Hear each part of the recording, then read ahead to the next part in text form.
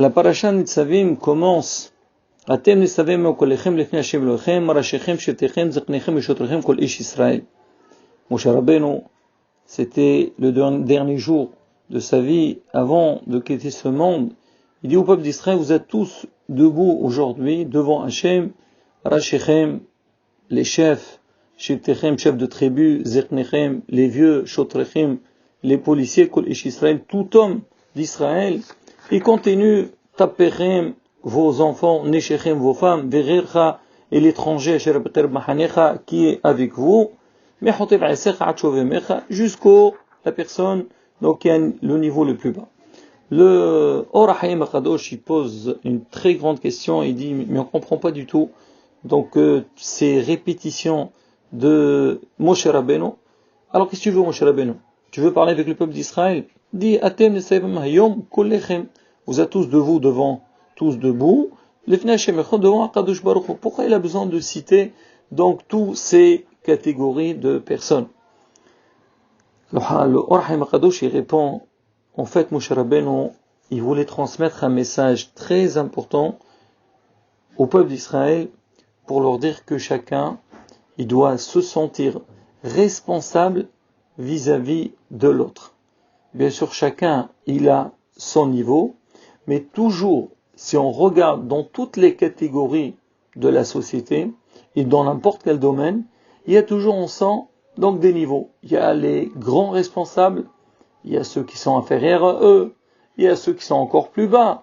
Et donc, vu que chacun, il a une certaine responsabilité, ou une supériorité par rapport à l'autre, donc il a une responsabilité de veiller, et de penser, et de regarder la conduite de l'autre, pour l'aider à revenir vers Kadosh Baruch Hu. Alors, si c'est comme ça, il commence le pasuk. Atem Nitzavim Hayom. C'est quoi Nitzavim? Il dit, il est debout devant lui. C'est-à-dire quoi? Comme quelqu'un dit, il est debout devant le champ. Il regarde ce qui se passe. Il veille. Alors il dit, Atem Nitzavim Hayom. Kulchem, tous. Lefnei Hashem Elohechem. Devant Kadosh Baruch Hu. C'est-à-dire, on parle de tout ce qui est lié avec Avodat Hashem. L'homme, il doit savoir que ça, c'est une grande responsabilité.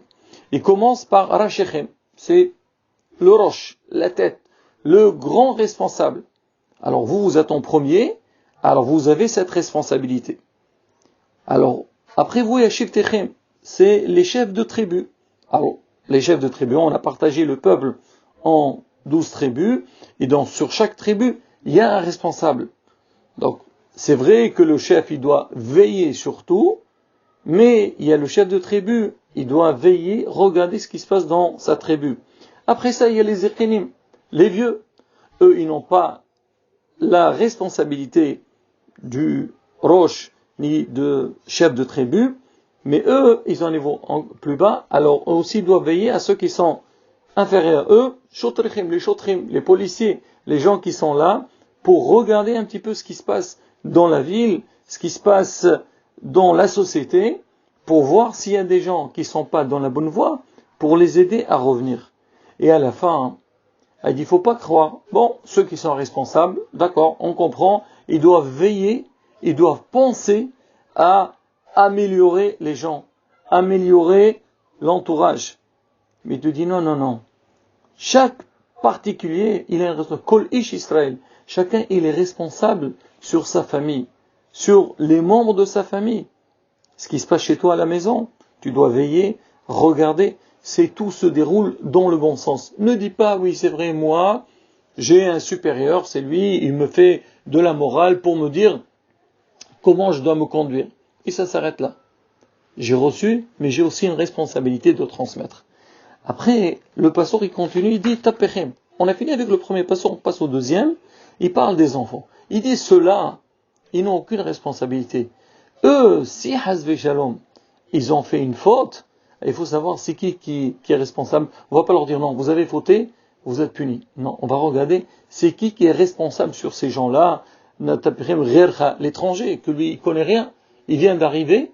Alors s'il a fauté, c'est par manque de connaissances. Alors lui, on dit à ceux qui sont responsables. Alors que eux, alors ils doivent veiller pour l'amener dans la voie de la Torah.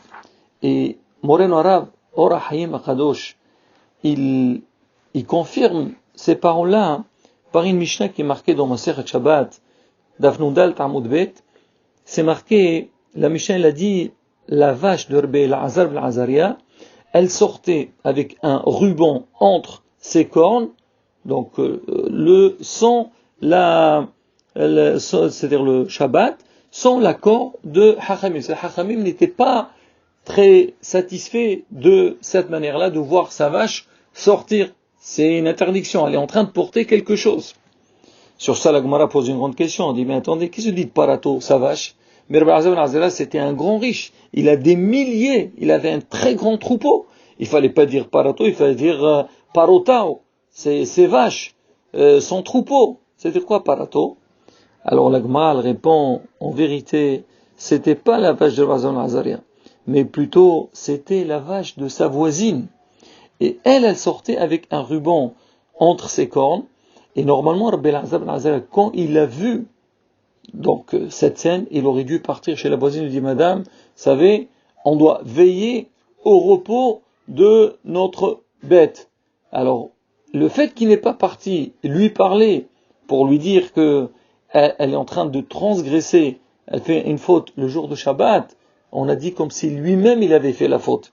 Et la Gemara continue. Elle dit, Amar Rabbi Hanan, Kol mi,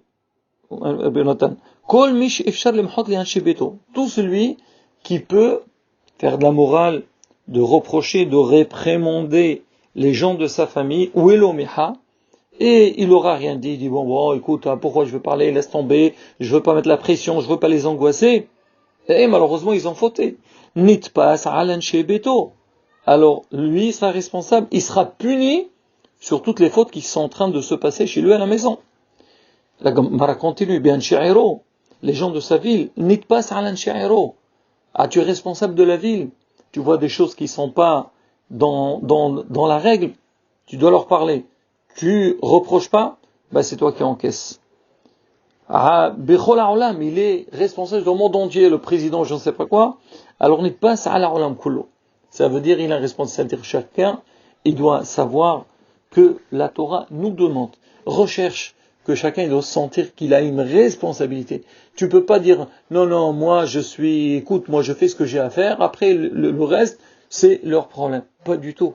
Et surtout à la bataille, on est juste avant Rosh Hashanah, c'est marqué comment Kadosh Baruch Hu juge le monde, alors il va juger chacun et chacun. Si le monde il était équilibré, il y a quelqu'un qui a fait une mitzvah en plus, alors machri'a kol ha'olam les tova. Ici, hasbishalom le contraire, que Dieu nous préserve. Pour dire que quoi? Que on ne doit pas nous suffire à faire notre travail personnel, mais on doit aussi veiller d'aller vers les autres, et bien sûr, toujours avec beaucoup de respect. Je finis avec une toute petite anecdote. On raconte une fois, il y avait un bateau. Donc il était dans la mer, il naviguait, et il y avait un gros problème, une grande tempête. Les gens, ils ont commencé à crier, au secours, au secours, au secours. Il y avait quelqu'un qui était un homme simple, il a vu les gens crient, il était à son combat. Dis-moi, pourquoi tu cries, toi? Tu dis, regarde ce qui passe pas, le bateau, il va noyer. Mais il lui a dit, c'est pas ton bateau. Qu'est-ce que ça dérange? Qui se noie? Il n'est pas haram, il sait pas que lui, il est dedans. Si les autres, ils vont tomber, lui aussi, il est responsable. Chez Mazar Devalkovitch, au moins, amen,